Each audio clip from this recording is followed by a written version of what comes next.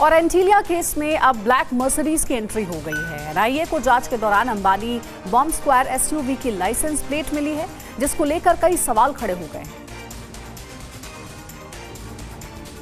मुंबई के एंटीलिया केस में हर दिन नया एंगल सामने आया है। मंगलवार को एनआईए ने एक काले रंग की मर्सिडीज बेंज गाड़ी जब्त की है। एनआईए ने दावा किया है कि इस गाड़ी को सचिन वाज इस्तेमाल करते थे। तलाशी के दौरान एनआईए ने कार से कई चौंकाने वाली चीजें बरामद की हैं। एनआईए ने आईडी अनिल शुक्ला के मुताबिक जब्त कार से स्कॉर्पियो कार का नंबर प्लेट, 5 लाख रुपए से अधिक की नकदी, एक नोट गिनने की मशीन और कुछ कपड़े मिले हैं। सचिन वाजे इस कार को चलाते थे, लेकिन अभी कौन इसका इस्तेमाल कर रहा है, इसकी जांच होनी बाकी है। बता दें कि एनआईए की टीम ने सचिन वाजे के दफ्तर की तलाशी के दौरान कुछ आपत्तिजनक दस्तावेज और इलेक्ट्रॉनिक साक्ष्य भी बरामद किए हैं।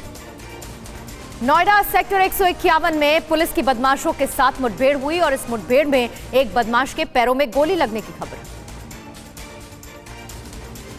रात के अंधेरे में पुलिस की पूरी टीम तफ्तीश में जुटी है। एक शख्स के पैर में गोली लगी है, जिसे पुलिस के जवान अस्पताल लेके जा रहे हैं। तस्वीरें नोएडा की हैं, जहां बदमाशों की पुलिस के साथ मुठभेड़ हुई।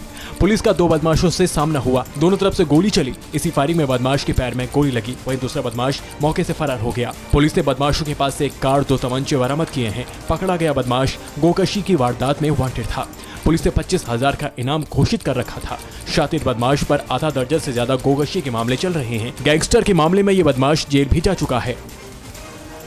और चावल खाने वालों के लिए ये खबर हैरान कर सकती है। वैज्ञानिकों ने दावा किया है कि 2050 तक भारत में थाली से चावल गायब हो सकता है।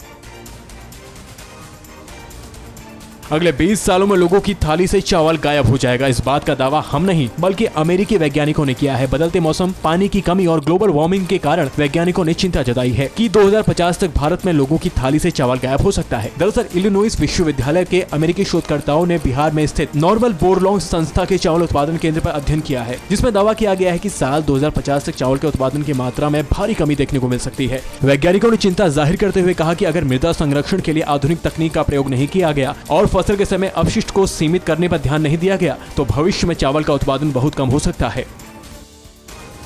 लॉकडाउन के दौरान साफ हुई भारत की आबोहवा फिर से प्रदूषित होने लगी है। दुनिया के टॉप 30 सबसे प्रदूषित शहरों में अकेले 22 शहर भारत में। हिंदुस्तान की हवा में फिर से जहर घुलने लगा है। लॉकडाउन के दौरान साफ हुई भारत की आबोहवा फिर से प्रदूषित हो गई है। वर्ल्ड एयर क्वालिटी रिपोर्ट 2020 के मुताबिक दुनिया की 30 सबसे प्रदूषित शहरों में 22 भारत के हैं। इतना ही नहीं, दिल्ली दुनिया के सबसे ज्यादा प्रदूषित राजधानियों में अव्वल है। स्विट्जरलैंड के संगठन IQ एयर की वर्ल्ड एयर क्वालिटी रिपोर्ट 2020 में इसका दावा किया गया है। दिल्ली के अलावा दुनिया के 30 सबसे प्रदूषित शहरों में गाजियाबाद, बुलंदशहर, नोएडा, ग्रेटर नोएडा, कानपुर, लखनऊ, मेरठ, आगरा, राजस्थान का भिवांडी और हरियाणा के फरीदाबाद, जिंद, गुरुग्राम समेत कई शहर शामिल हैं। चीन का शिनजियांग टॉप पर है। इसके बाद 9 भारतीय शहर हैं। फिक्र आपकी, सोमवार से शुक्रवार रात 9 बजे सिर्फ TV9 भारतवर्ष पर।